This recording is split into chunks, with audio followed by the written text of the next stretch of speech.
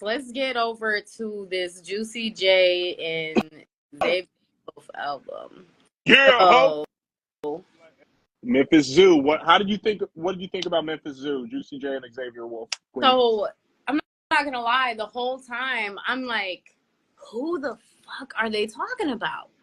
Like, a lot of the songs are they're talking shit. You know what I'm saying? Like whoever pissed them off, they talking shit. Like almost every song, they are talking about loyalty, trust, pimping. You know what I'm saying? So like the entire album, I'm just like, all right, like I want to know who they're talking about. Like what Yeah. pissed them off? What's going on? To be honest with you, I was actually surprised, and maybe this is me not keeping my ear to the streets. I was kind of surprised that this project came out because, first of all, Wolf hailing from Memphis, Juicy J obviously being a staple of Memphis rap, 3 6 Mafia, and all that. You know what? I think it's dope because Wolf gets to live out his dream. He's working with literally like his childhood hero. Like, that's celebratory in itself. But I'm gonna I'm having not having trouble separating the art from the artist, but I gotta listen to this with a grain of salt, just in light of all of these allegations this year that appeared against Wolf. All of these sexual abuse and violent and drug abuse and animal abuse allegations that came up against Wolf back in March. So one thing that I have always had an issue with has been being able to separate people and their personality from their music. Mm-hmm. And I guess this can go all the way back to the Chris Brown Rihanna shit. Like, I've always been a super huge fan of Chris Brown, and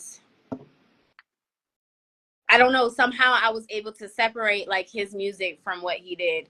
And now, um, to be honest, I never really listened to Xavier like that. Like Really?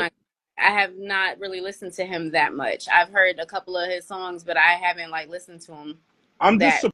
surprised to hear that, given all the rap clicks you're associated with.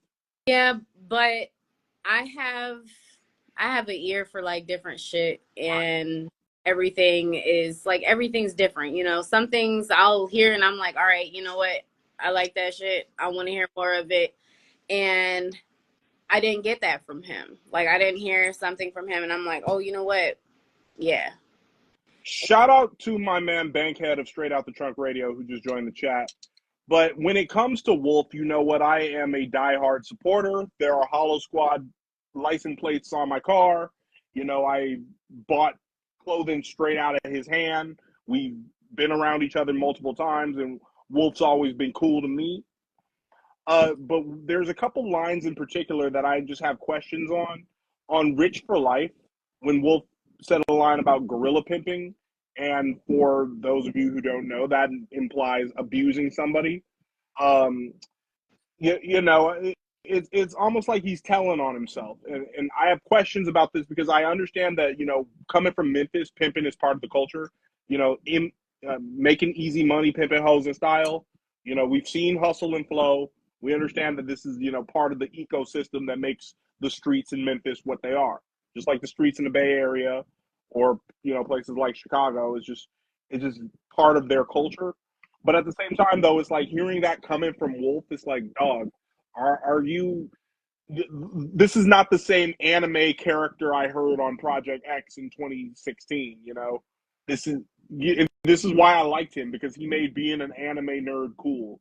He represented car culture, he represented anime, and he was like his whole own wave of a character. I think under the influence of Juicy J. It's funny, Juicy J has a project called Under the Influence. But when he's with Juicy, you want to change into a pimp now just because you around, a real Memphis legend. I don't understand that from a writing process. Like, why are Okay. you breaking character to be with Juicy? So I see what you're saying. So like you knew him prior to the, gorilla pimping phase or whatever you want to call it. So you knew him prior, which was the gamer, nerdy type person and now you've seen a transformation. That's why it's hard for you to grasp, like, okay, so now you went from this to this because now you put out music with this person and now you want to put on this persona because Yeah. it. And then I have questions about that because when you say gorilla pimp, that implies that's almost bragging about being an abuser. To me, it sounds like. And then you have actual allegations against you, and that ain't pimping, man. That is not a good representation of the culture, good representation of the game. You know, to brag about abusing someone and then actually have allegations against you, like I I almost wanted to stop listening, but I'm like, no, I hear it out. And you know, my love for Wolf, for Sashala Waterboys, and you know, my appreciation for Memphis hip hop kept me in this. But at this point, I'm like, you know, one of our rapper friends, who I'm not going to mention right now, but one of our friends said to me, was like, I know what this sounds like. You say Juicy J and Wolf. You don't have to listen to this project to know what it sounds like. Yeah, I mean the cover art was dope. I like the concept Yeah. of it. Let me take another look The at this cover art.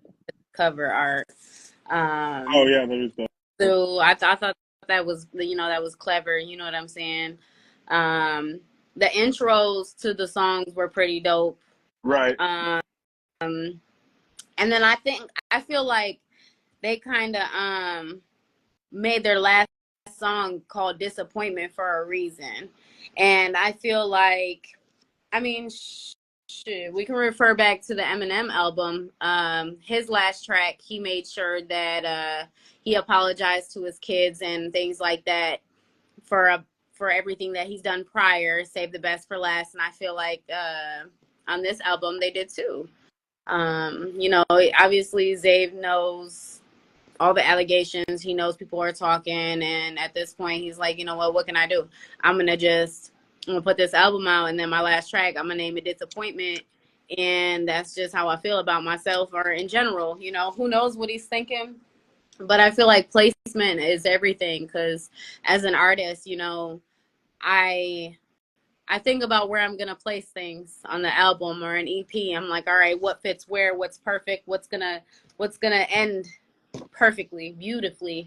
You know what I'm saying? So yeah, but I still want to know who they were talking about because all this loyalty and they were talking about fake ass people and stuff like that. So it's like I want to know who Yeah. y'all talking Are they about. go? Yeah. Are they going at? Is Wolf talking about Chris Travis, or is he talk? Or is Juicy talking about DJ Paul?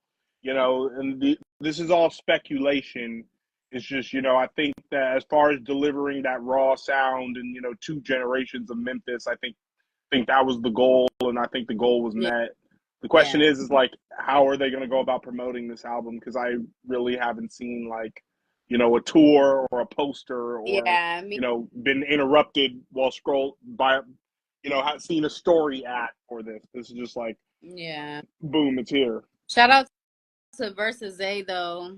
He a dope ass. He sing, rap, everything. He dope as hell. Y'all go follow him too. The versus A. But then, you know, there were some dope tracks on here, of course. You know, Look How Far, Symptoms, No Man with Project Yeah. Pat. Oh man, that was. I'm not gonna lie. That one was my favorite one.